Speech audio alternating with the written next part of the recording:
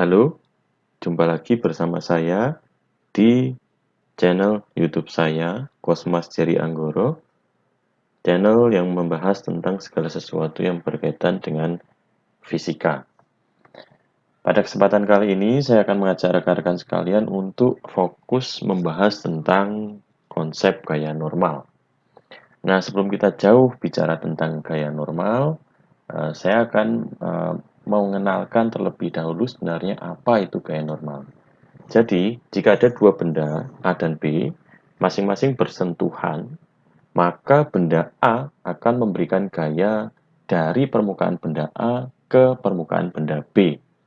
Begitu juga sebaliknya. Berarti benda B akan memberikan gaya dari permukaan benda B ke permukaan benda A. Nah, arah gaya normal ini adalah tegak lurus dari permukaan benda yang memberikan gaya normal itu. Gitu ya. Nah, contohnya ada sebuah balok yang saya letakkan di atas permukaan lantai yang licin, gitu ya. Maka karena kita sebelumnya sudah belajar tentang gaya berat atau gravitasi, kita tahu bahwa semua benda yang ada di permukaan bumi ini kan memiliki gaya berat atau gaya gravitasi yang arahnya ke pusat bumi, besarnya W sama dengan M kali gravitasi.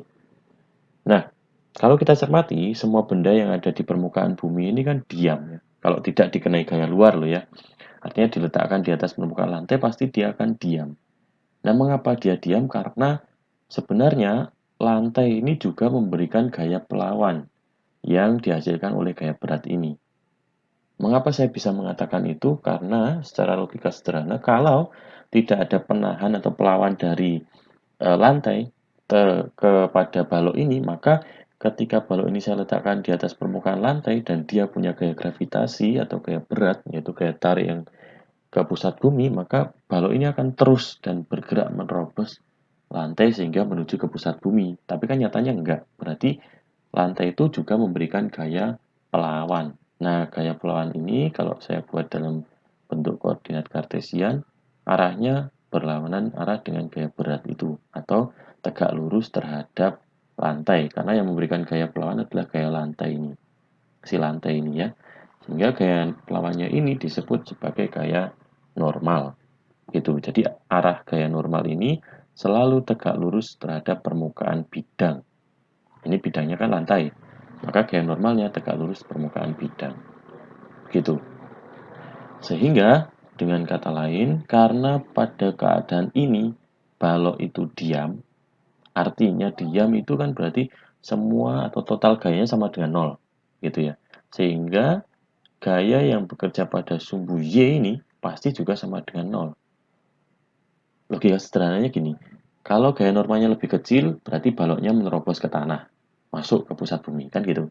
Kalau gaya normalnya lebih besar, berarti balok ini akan terlontar keluar angkasa. Tapi nyatanya kan enggak. Berarti ada keseimbangan antara gaya normal dengan gaya berat itu. Nah, supaya seimbang, berarti besarnya harus sama. Maka di sini saya bisa menyimpulkan, berarti gaya normalnya sama dengan gaya berat. Nah, gaya beratnya itu massa kali gravitasi, berarti gaya normalnya adalah W sama dengan massa dikali gravitasi. Gitu. Nah, bagaimana jika keadaannya seperti ini? Ada sebuah balok yang ditekan atau didorong dengan menggunakan gaya luar F, sehingga balok ini bertahan di posisi ini dan menempel pada sebuah dinding. Gitu ya. Berarti gaya normal yang dihasilkan dinding nanti kemana? Kan gitu pertanyaannya. Nah, pertama kita gambar dulu gaya beratnya. Gaya beratnya kan ke pusat bumi. Besarnya massa kali gravitasi. Sedangkan ketika kita mendorong balok ini dengan gaya F ke arah dinding ini, maka dinding ini juga akan memberikan pelawan yang arahnya kebalikan arah dengan F dan tegak lurus terhadap dinding. Nah, gaya yang diberikan dinding terhadap balok ini yang disebut gaya normalnya dinding. Maka kalau seperti ini kasusnya, kita tidak bisa mengatakan bahwa gaya normal itu sama dengan W. Jadi di sini tidak bisa kita mengatakan seperti itu karena normal ini melawan gaya F, bukan melawan beratnya. Sehingga gaya normal tidak sama dengan W. Lalu sama dengan siapa? Ya, gaya normalnya akan sama dengan gaya luarnya F ini. Gitu. Nah, bagaimana jika keadaannya seperti yang ada pada layar ini? Balok yang ada di atas permukaan bidang miring, lalu balok ini memiliki gaya berat ya ke pusat bumi sebesar W sama dengan M kali G, maka gaya normalnya pasti akan diberikan oleh bidang miring ini dan tegak lurus terhadap bidang miring ini, yaitu arahnya ke sana. Ini adalah gaya normalnya. Nah, maka sebenarnya gaya normal ini melawan siapa? Kan pertanyaannya itu. Nah, kalau kita buat koordinatnya, lalu kita cermati di sini, W ini kan posisinya tidak sejajar dengan sumbu Y ataupun sumbu X. Nah, ini kasusnya seperti di video saya sebelumnya ya tentang gaya yang membentuk sudut theta itu. Tapi di sini sudutnya alfa. Nah, berarti kita perlu menguraikan eh, vektor gaya berat ini terhadap sumbu X dan sumbu Y dengan bantuan ini kembali. Itu persamaan matematik ini. Ya kan, dimana kalau ada sebuah segitiga siku-siku, kemudian sisi miringnya ini sebagai vektor W-nya, kalau kalian cermati ya, ini kalau kita buat garis begitu kan jadi segitiga siku-siku, ya. Nah, kalau alfa di sini sudut alfanya, maka di depan sudut itu sisi tegak, kita sebut Y, di samping sudut sisi samping kita sebut X, dan ini adalah sisi miringnya. Nah, kita akan gunakan pendekatan-pendekatan atau hubungan antara sisi tegak, sisi miring, dan sisi samping ini dengan konsep baru yaitu sin, cos, dan tangen. Ini sudah saya bahas di video sebelumnya tentang gaya berat. Jadi nanti kita akan gunakan persamaan ini. Nah, sekarang kita akan tentukan dulu kenapa di sudut ini saya bisa tuliskan sebagai alfa juga atau besarnya sama dengan sudut bidang miring ini. Nah, kalau kita cermati di sini ada gaya berat W tegak lurus bidang, ya kan? Kemudian di sini ada alfa. Berarti di sini adalah sudutnya 90 derajat. Nah, kalau di sini alfa, di sini 90 derajat, maka di sini adalah 90 derajat minus alfa. Ya kan?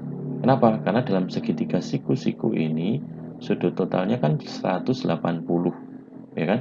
Kalau di sini 90, di sini alfa, berarti 180 dikurangi 90 dikurangi alfa. Maka di sini 90 minus alfa. Nah, karena ini dan ini sejajar, garis bidang miring dan sumbu X itu sejajar, berarti sudut di sini ini akan sama dengan sudut di sini. Yaitu di sini juga pasti akan ditemukan 90 minus alfa.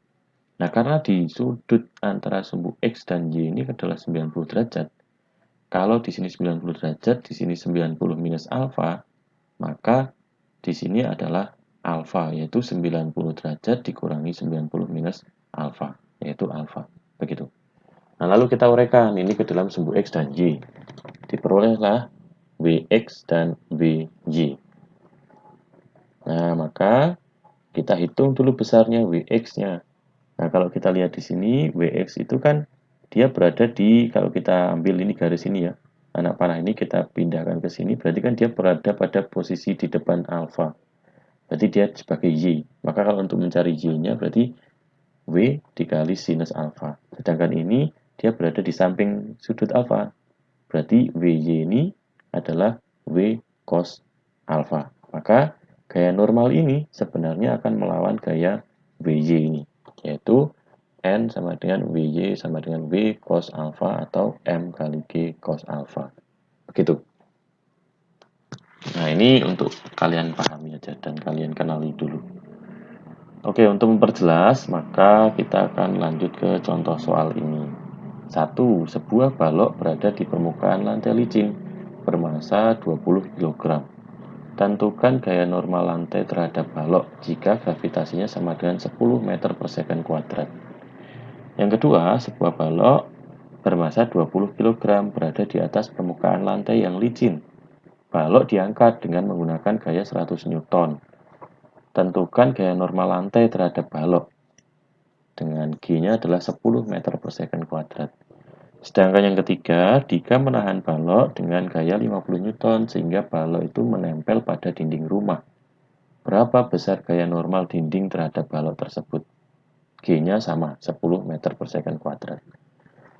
Nah, untuk latihan mengerjakan, silahkan kalian bisa pause video ini sementara. Kemudian nanti bisa dilanjutkan lagi jika kalian sudah selesai mengerjakan untuk mencocokkan hasil kerjaan kalian dengan kunci yang atau pembahasan soal ini. Baik, jika sudah selesai, maka kita akan masuk ke pembahasan soal untuk yang nomor 1. Nomor 1 diketahui sebuah benda bermassa 20 kg, gravitasinya 10 meter per second kuadrat. Yang ditanyakan berapa gaya normalnya? Jawab. Nah, kalau kita lihat di sini, benda di atas permukaan lantai, benda ini akan mengalami gaya tarik gravitasi ke pusat bumi, yaitu W sama dengan M kali gravitasi. Nah, karena balok ini memberikan gaya terhadap lantai, maka lantai juga akan memberikan perlawan dalam bentuk gaya normal.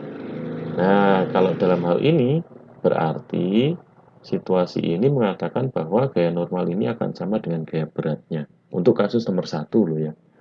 Maka kita dapat menghitung gaya normalnya dengan W N dikurangi W sama dengan 0. Kenapa? Karena kedua gaya ini ketika dijumlahkan pasti hasilnya 0.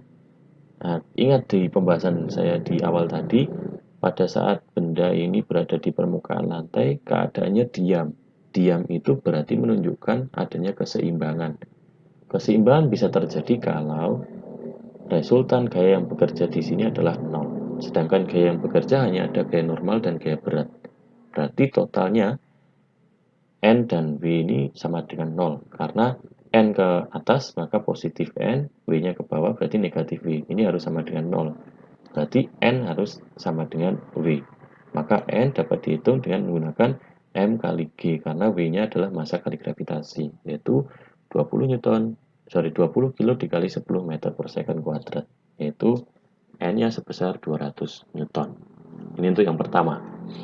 Untuk soal yang nomor 2, diketahui massa bendanya 200 kg. Sama ya keadaannya, berada di atas lantai licin juga, gravitasinya 10, tapi perbedaannya adalah di sini ada gaya luar yang mendorong atau menarik balok ini ke atas dengan gaya 10 Newton. Nah, kalau keadaannya seperti ini, sekarang berapa gaya normalnya? Nah, kita gambar dulu gaya-gayanya. Yang pertama ada balok ditarik ke atas dengan gaya 100 Newton. Nah, balok sendiri juga ditarik oleh gravitasi bumi kan, oleh bumi dengan gaya gravitasi sebesar 200 Newton kan tadi kita sudah hitung di sini ya.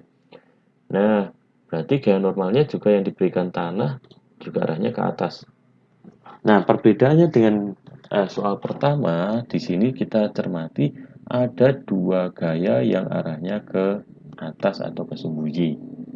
Maka ketiga gaya ini karena balok dalam keadaan diam, maka ketiga gaya ini kalau dijumlahkan resultannya harus sama dengan 0 seperti kasus pertama tadi. Berarti saya bisa tuliskan karena yang ke atas itu N dan F, maka N plus F dikurangi W karena dia ke bawah ya, sama dengan 0. Maka N sama dengan ini kita pindah ke kanan atau pindah ruas ke kanan, maka W dikurangi F, ya kan? Sehingga gaya normalnya diperoleh W-nya 200 Newton, F luarnya 100. Maka 200 dikurangi 100 yaitu 100 Newton. Itu. Untuk yang ketiga, diketahui massa suatu benda itu 200 kg, gravitasinya 10 meter per second kuadrat, dan gaya luar yang memberikan dorongan kepada balok ini sehingga balok berada diam dan menempel pada dinding adalah besarnya 50 Newton. Ditanyakan berapa N-nya. Nah, kita gambarkan seperti ini. Ada balok ditahan oleh gaya F 50 Newton sehingga dia berada di dinding. Maka dinding akan memberikan gaya pelawan ya. Nah, melawan oleh gaya F ini. yaitu gaya 50 Newton ini. Untuk gaya gravitasinya selalu ke pusat bumi ya dia. Nah, maka kalau kita cermati di sini kan pada kasus yang sudah saya bahas tadi di contoh pembahasan tadi, ketika kasusnya seperti ini maka gaya normal ini hanya akan melawan gaya luarnya F 50 Newton ini. Berarti nah, kita dapat simpulkan N dikurangi F itu harus sama dengan 0. Dia seimbang di sumbu X ini. Jadi dia akan berada diam di sini. Karena gaya F dan N-nya itu sama besar, tapi berlawanan arah. Maka N dikurangi F sama dengan 0. Atau N sama dengan F. N sama dengan, karena F-nya 50, berarti N-nya juga sama dengan 50 Newton. Nah, demikian pembahasan tentang gaya normal. Sekali lagi, semoga video-video yang saya buat ini selalu bermanfaat buat kalian untuk semakin memahami dan mempermudah dalam belajar tentang konsep-konsep fisika. Sekian dan terima kasih.